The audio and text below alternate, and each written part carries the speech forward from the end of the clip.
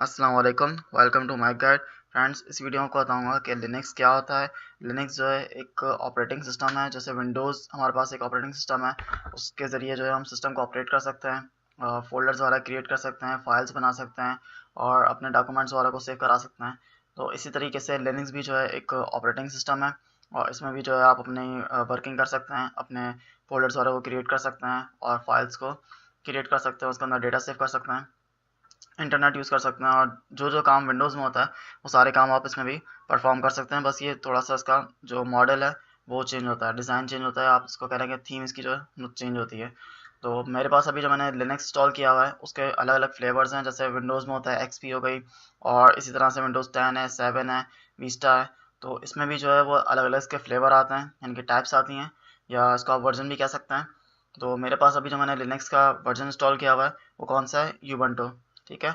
और अब मैं आपको बताऊंगा कि हम इसमें किस तरह से टर्मिनल्स के ज़रिए कमांड्स को यूज़ कर सकते हैं। जैसे विंडोज़ के अंदर CMD होता है, यहाँ पे टर्मिनल होता है।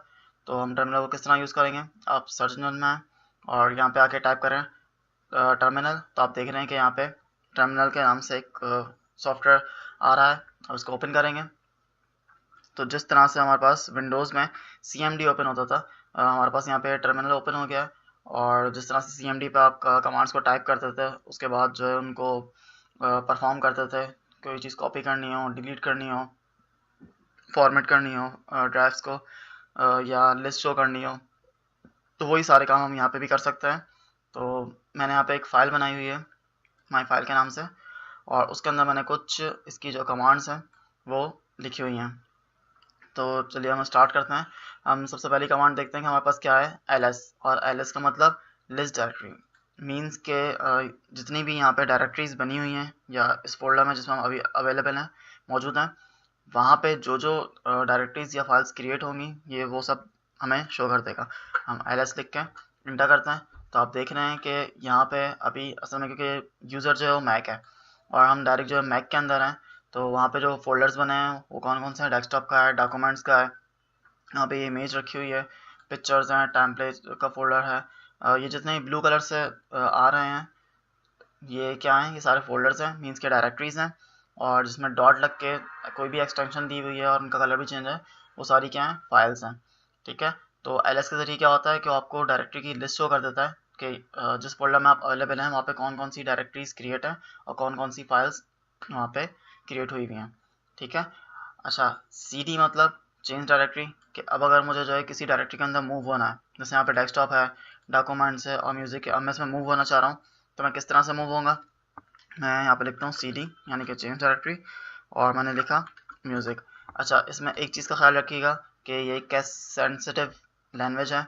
तो इसमें अगर जो है आप देख रहे हैं कि यहाँ पे स्पेलिंग तो बिल्कुल सेम है, लेकिन यहाँ पे एम कैपिटल है और यहाँ पे मैंने स्मॉल टाइप किया है। तो अगर आप इसको स्मॉल कर देंगे तो ये इसको नहीं उठाएगा। यहाँ पे कह रहा है कि ऐसी कोई फाइल्स और डायरेक्टरी अवेलेबल नहीं है। तो इस चीज़ का ख़ास आप ख्याल रखिएगा कि जो ऊपर टाइप है आप सेम वही टाइप करें, यानी जिस नाम से आपने फोल्डर क्रिएट किया है अगर उसमें कोई वर्ड आपने कैपिटल रखा है तो यहाँ पे भी कमांड में भी कैपिटल रखें, वरना कमांड सही तरीके से काम नहीं करेगी। आप देख रहे हैं कि जैसे मैंने म्यूज़िक में एम कैपिटल किया और एंटर किया तो डायरेक्टली चेंज हो गई है, मैं म्यूज़िक के फोल्डर में के अंदर आ गया हूँ। ठीक है।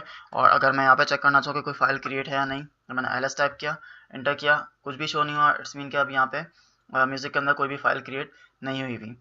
अच्छा, फर्स्ट कमांड हमारी हो गई है, सेकंड भी हो गई।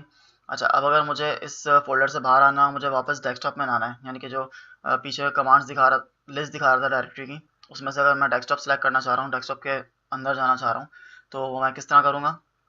सबसे पहले मुझे इससे बाहर आना होगा।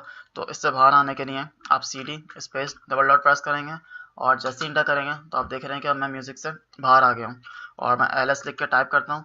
तो आप देख रहे हैं कि यहाँ पे इसने फिर से वही सारी चीज़ें शो कर दी हैं जो डायरेक्टरीज यहाँ पे बनी हुई थी। और मुझे जाना है डेस्कटॉप पर, तो मैंने यहाँ पे डेस्कटॉप टाइप कर दिया। ठीक है। डेस्कटॉप टाइप करके जैसे ही मैं एंटर करूँगा तो आप देख रहे हैं कि अब मैं म्यूज़िक से बाहर आ गया और CD के ज़रिए फिर वापस डेस्कटॉप के अंदर आ गया हूँ। ठीक है। तो इस तरीके से आप अपनी डायरेक्टरी से वापस बाहर आ सकते हैं, यानी कि बैक कर सकते हैं। और अब चौथी कमांड जो हमारे पास है वो क्या है, कि PWD यानी कि print the current working directory. ठीक है, तो इसका मतलब क्या है कि यानी कि जिस फोल्डर में हम अवेलेबल हैं उसका लोकेशन सेंड मतलब प्रिंट करते हैं। तो हम pwd लिख के इंटर करते हैं, तो आप देख रहे हैं क्या दिखा रहा है कि होम, ठीक है, विंडोज़ का अपना जो फोल्डर होता है होम वो है, उसके बाद ये यूज़र नेम दिखा रहा है मैक और उसके डेस्कटॉप पर हम।